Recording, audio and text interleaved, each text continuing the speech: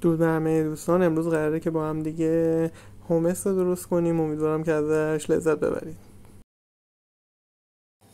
من یک پیمانه نخودمون از شب قبل گذاشتم خیس خورده، 3 بارم آبش رو عوض کردم و حالا پوستش رو ما جدا میکنیم، چون پوست میتونید جدا هم نکنید ولی پوستش که جدا میشه کیفیتمون همسمون عالی و بهتر میشه.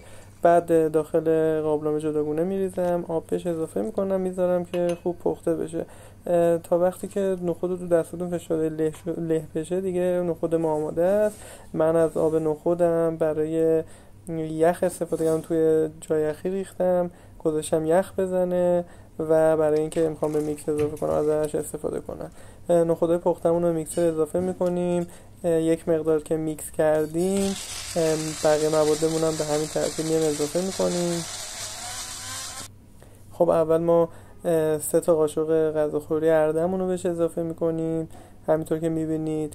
بعد میریم سراغ اینکه آب لیمو رو بهش اضافه کنیم. آب لیمو تازه من ازش استفاده کردم، 1 عدد بهش اضافه میکنیم و 2 حب سیر هم بهش اضافه میکنیم و در انتها یخهایی که با آب نخود منجمد شده رو بهش اضافه میکنیم. حدود 3 تا تیکه از یخهایی که توی قالب شکل گرفته رو شروع میکنیم به مخلوط کردن موادمون، تقریبا به حدی برسه که ببینید به این حالت صفر بشه، یعنی از تو ظرف دیگه جدا نشه.